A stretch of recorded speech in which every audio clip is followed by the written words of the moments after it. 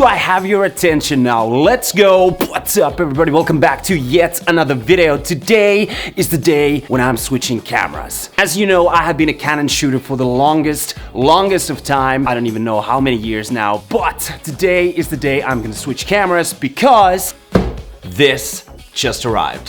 What is it? No way. Let's open it up and see what's inside. There we go. We happy? Vincent! We happy? Oh, we happy. This is the Leica Q3. I was among the three first ones to receive this today on April 1st, 2023.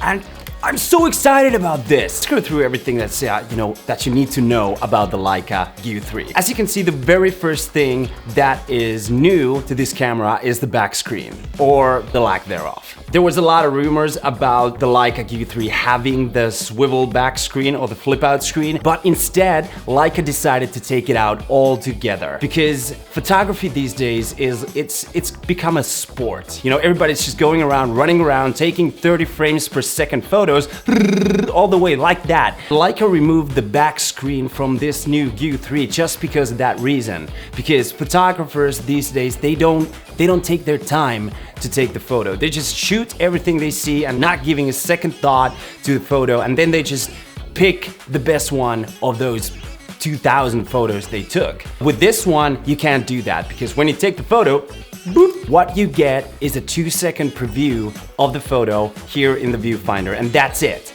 That's all you get, nothing else. Of course, you can later on export the photos into your Leica Q3 app on your smartphone, but there's a little trick. Because with this camera, you have to take 36 photos before you can export them into your phone. 36 photos. You cannot do the same thing as with a regular camera that you take one photo, you export it, you edit it, okay, that's it. And then you take another one, you export and you edit, and there you go. You can't do that. You have to take 36 photos with this camera every single time before you can export them. And for me, that is, of course, a challenge because I have been using my R7 for photography and I can take photos 30 frames per second and then just pick the best one. But what I have noticed is that it kind of makes me a lazy photographer. I don't pay attention to the ingredients of the photo, and when I'm taking the photo, I'm just like, okay, let's do this fast and then just pick the best one.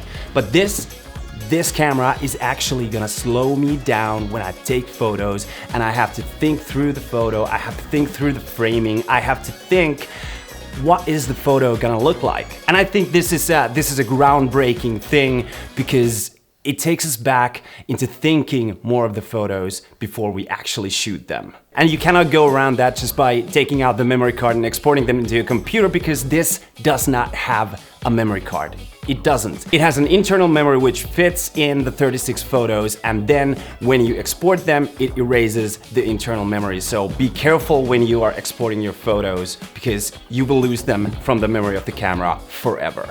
And when we look at the camera, you got the controls on the top. Of course, you got the wind right there that is gonna export the images into your mobile device. You got the shutter speed, and you got the ISO, aperture right there on your lens. And the lens actually has a slight upgrade from the previous version because the Leica Q3 had the 28mm f1.7, but this one has a 58mm f2 because larger numbers are always better, right? And then when we go inside this camera, it's got a 179 megapixel sensor, which is absolutely ridiculous. But the thing that really stands out and makes the difference in this camera is the double aspect ratio. Because when you take any other brand, take Canon and Sony, they use the 3:2 or 1:1 aspect ratio, but this has a double aspect ratio, which means that this camera uses 6:4 or 2:2 aspect ratio. And that is just something that is just gonna blow the camera markets forever. And the photos that this camera produces, they are just,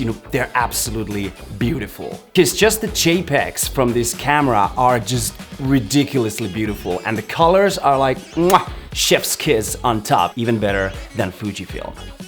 Now, who is this camera for? Because Leica Q2 has been a little bit of, this kind of snob camera, and everybody who's got a lot of money is buying it. So would this be a perfect camera for you? Well, if you have $8,500 of extra money on your bank account just sitting there and you want to buy the perfect camera for April Fool's Day, this is your go-to camera.